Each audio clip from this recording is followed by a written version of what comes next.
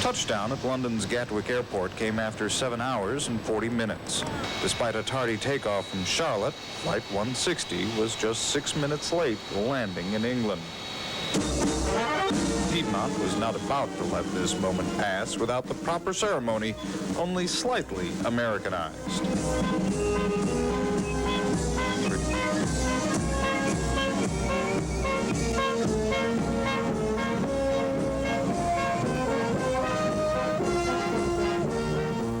Inside this plane, named the Pride of Piedmont, the nearly full house was applauding.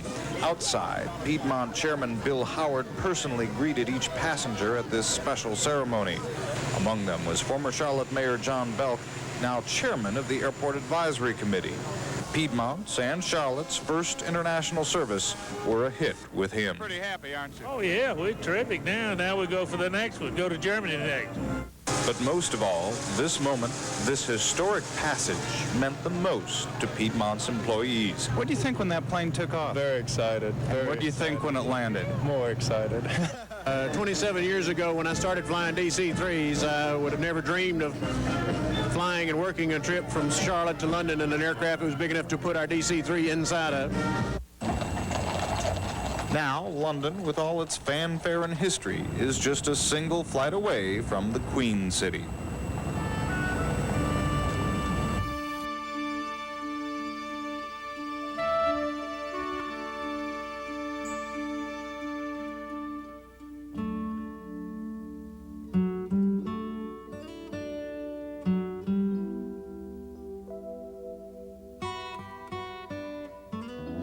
What ingenuity it takes to build a model airline. To go from a small local airline with just a few destinations in the Mid-Atlantic and Ohio Valley to a major airline stretching from Los Angeles to London, England. The story of Piedmont Airlines' growth since its beginning in 1948 is quite remarkable. Our first fleet was 3 DC-3s, 2 of which we owned, and the third one we leased. I well remember getting those first 2 DC-3s. Bud Gilley, one of our original pilots, and I went to New York and looked the airplanes over and decided they were a good opportunity, well maintained, good shape, ready to go on the line. So he flew one back and I flew the other one back in formation.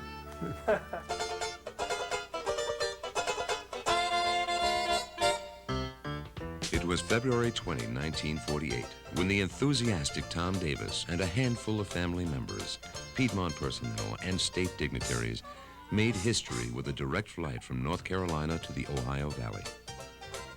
Both Mr. Davis and Bill McGee, who was one of the few fortunate Piedmont employees on the inaugural flight, confessed that neither could have envisioned Piedmont Airlines as it is today, but instead had to concentrate on attainable goals at that time. Thus began the slow process of building Piedmont Airlines.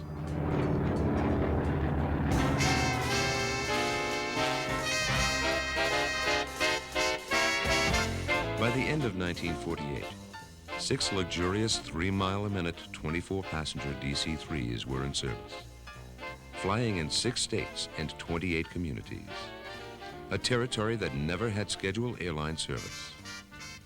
As Piedmont grew in the Ohio Valley and Mid-Atlantic region, so did our fleet as the F-27 was added in 1958.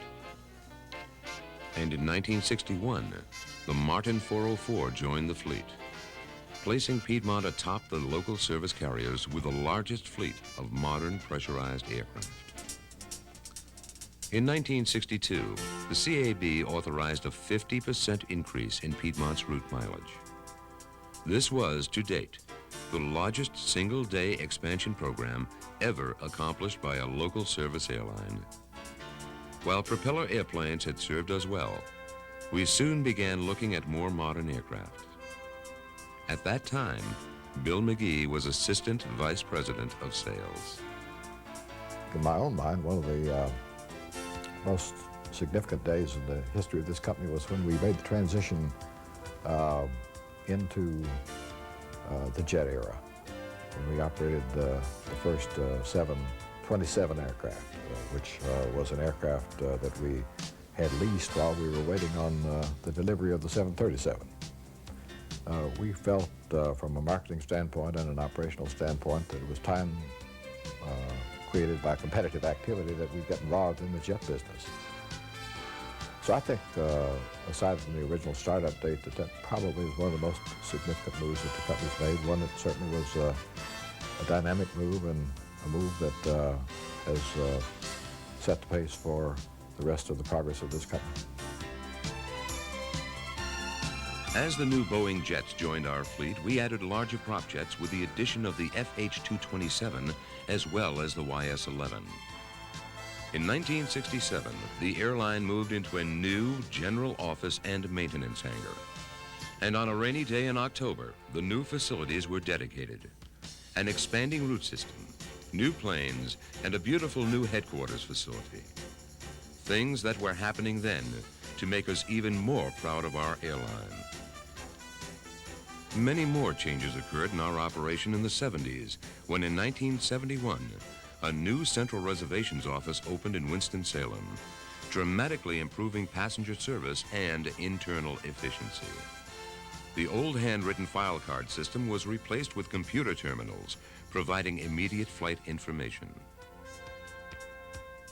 In 1975, our fleet took on a new look. The YS-11s and 737s got a new paint job, a new insignia, and the word airline was dropped. A bold new look. In 1978, as the war over airline deregulation was being fought on Capitol Hill, Mr. William Howard joined Piedmont's management team, bringing some new ideas on deregulation. Mr. Howard said we should support deregulation based on the growth opportunities and the fact that as an efficient carrier, we could successfully compete with other airlines. Piedmont soon changed sides, supporting deregulation, and in October 1978, a new era in air transport regulation began with the passing of the Airline Deregulation Act.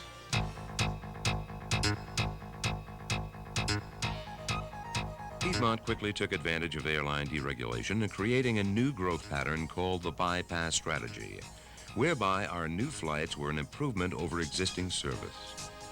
When we inaugurated service to Denver and Miami, for example, we bypassed the large traditional connecting points and flew nonstop from important cities in the east. While our bypass strategy was proving to be a successful formula in our route expansion, a new method of expansion began to unfold as we methodically began to increase the number of departures at Charlotte. In 1980, we began scheduling flights to allow online connections, avoiding traditional interline connections. The benefits of feeding our own routes were quickly realized as passenger loads and profits increased steadily with the addition of flights. The next few years saw some major changes and growth within our company.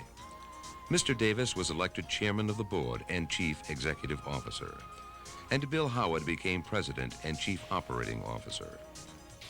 The 727-200 joined Piedmont's fleet, allowing us to equip the more heavily traveled routes with a larger but much less expensive aircraft. A number of new, exciting destinations were added, and along with each flight, the subsequent support was required. New reservation centers opened in Orlando, Nashville, and in Reston, Virginia, a suburb of Washington, D.C. Thousands of employees were hired. Among them, flight crew personnel that began training at the new Thomas H. Davis Training Center in Winston-Salem. Housing the latest in advanced training aids, this facility is used for training pilots, flight attendants, and other personnel. The long-awaited Charlotte terminal opened with Piedmont's 12 dedicated loading bridges, 60 feet of ticket counter space, and other amenities, making this a first-class facility for our hub operation. And in order to maintain Piedmont's growing fleet, we opened an $11.5 million maintenance hangar at the Triad Regional Airport. In the summer of 1982, we undertook what was to date the most aggressive single-day startup of service in the company's history. Piedmont opened the Dayton hub, providing a genuinely needed service to several upper Midwest cities which had suffered air traffic losses in the post-deregulation environment. Public response to the Dayton hub was much greater than initially projected, resulting in a profit-making operation long before it was expected. Around that same time, we began pampering members of Piedmont's presidential suite. An array of services, from booking reservations to pouring complimentary soft drinks, are provided in these exclusive suites, which are now located in many of Piedmont's major terminals.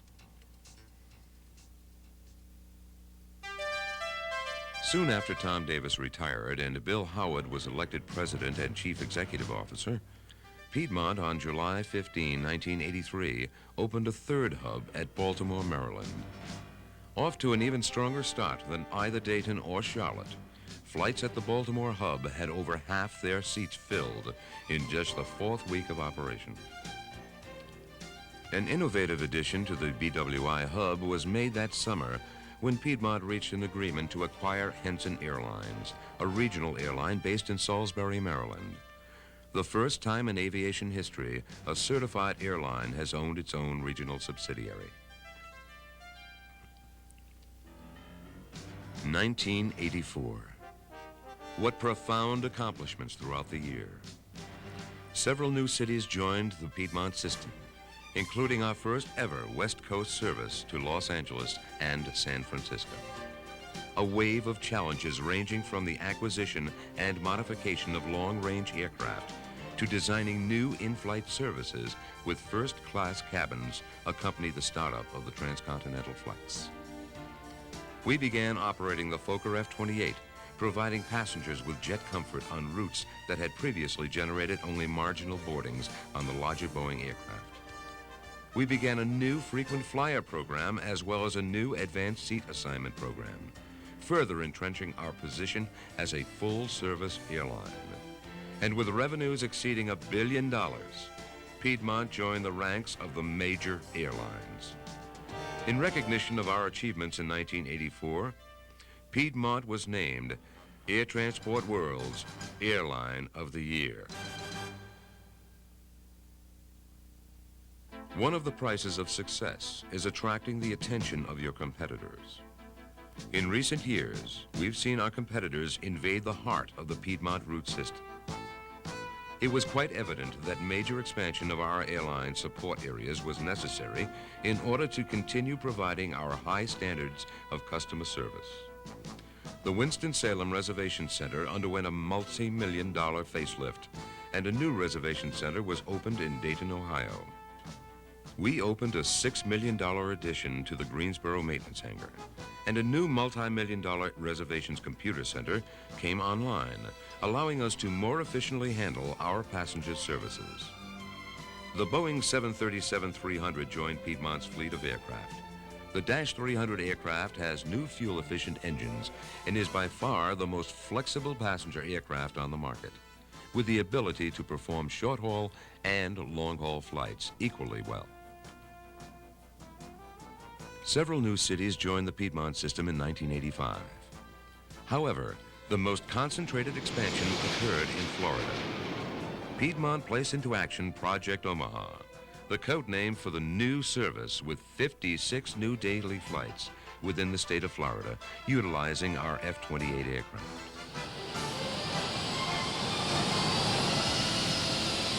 Within a year of the startup of the Piedmont Shuttle in Florida, we added over 1,000 employees within the state, placed a new crew base and maintenance base in Miami, as well as a new F-28 training center in Tampa. In Orlando, we opened a new $4 million reservation center to handle the increased Florida traffic.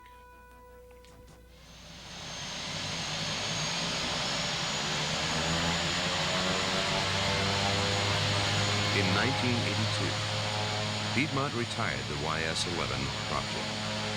Today, however, a number of propeller aircraft are flying the Piedmont colors as part of the Piedmont commuter system.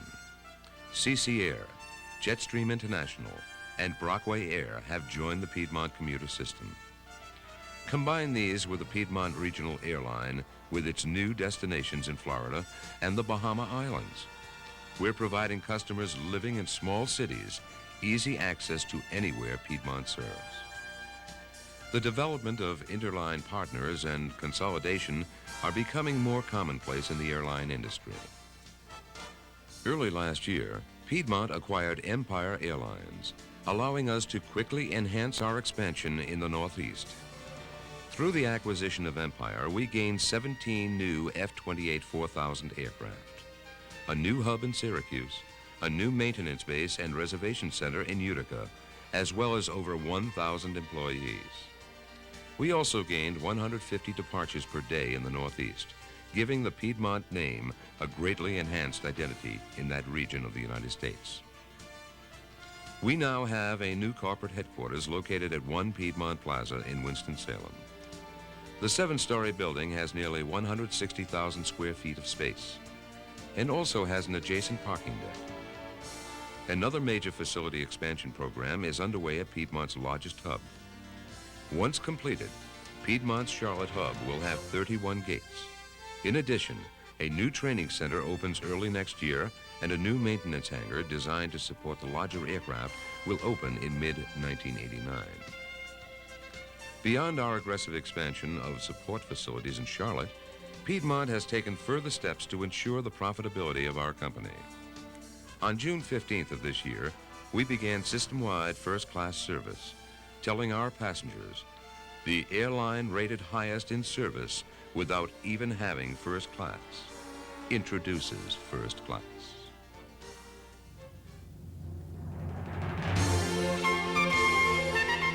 It began in July of last year with an application to the U.S. Department of Transportation for authority to begin service to London, England. Now, with new facilities in place at London's Gatwick Airport, a reservation center nearby, and back here in the United States, support items and facilities in order, Piedmont's Flight 160 was ready for departure. And we're about to make some history. This is a big day for the city of Charlotte, and certainly the greatest day in Piedmont Airlines history. The inaugural flight from Charlotte's Douglas International Airport, bound for London's Gatwick, will be leaving in just a few minutes.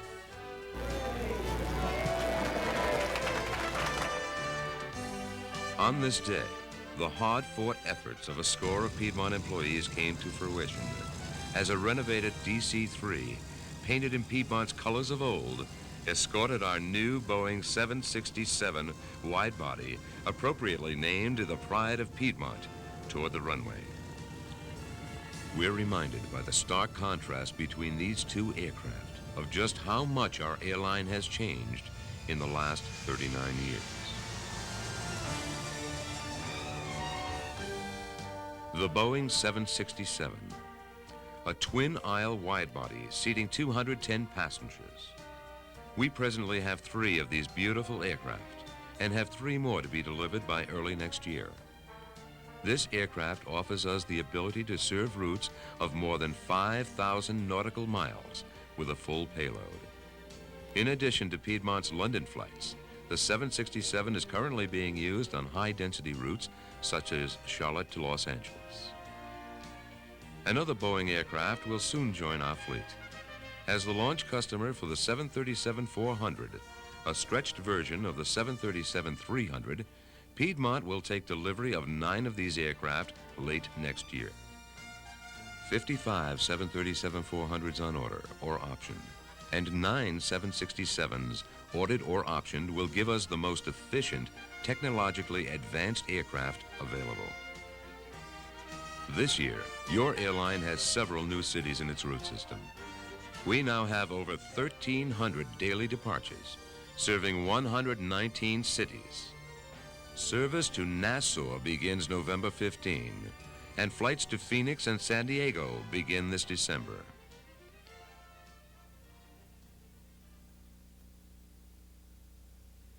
(1987), a year of change for Piedmont.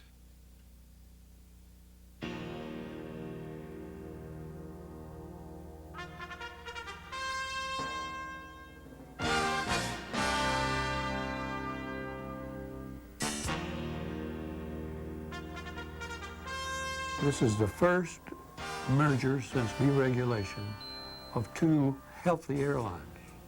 There have been a number of airline mergers, as you well know, in recent years. And most, if I'm not mistaken, in every case, it has been a strong airline merging with or taking over a weaker airline. Here, we've got two healthy airlines, two profitable airlines, two airlines with strong management, two airlines with great people, and two airlines with compatible equipment and a good service territory. On August 13th of this year, Bill McGee was elected chairman of the board, president, and chief executive officer. I think there are tremendous opportunities in front of us when you think of the end product of what this merged company can look like. You see a company that's over 40,000 people strong that will generate passage of some 60 to 70 million people in the course of a given year, and will be, and certainly could be, the most profitable combination of airlines in the entire industry.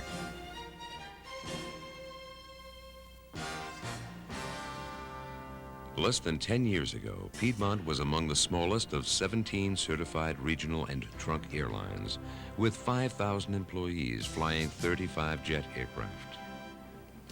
Under the combined Piedmont-US Air PSA system, we will be the third largest passenger and planing airline in the free world, with 400 jet aircraft and 40,000 people.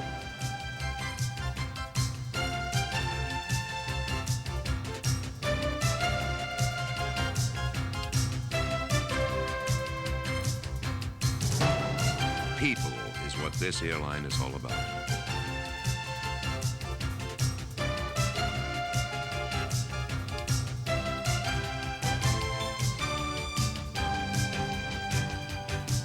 On the ground and in the air, Piedmont is people.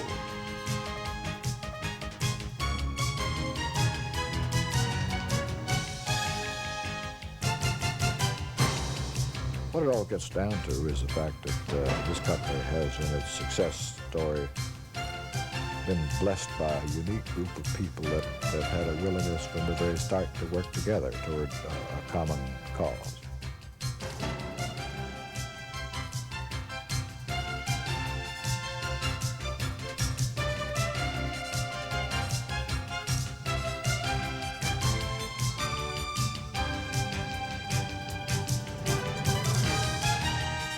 Piedmont people are going to continue to be as important to the success of this new merged company as they were to the development of Piedmont itself.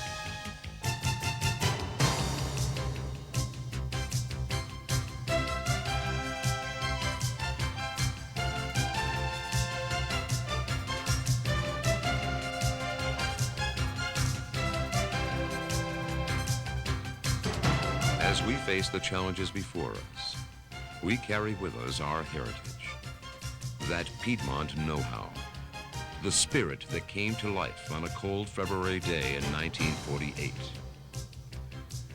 And through the years, has enabled us to build Piedmont Airlines, a model of how good an airline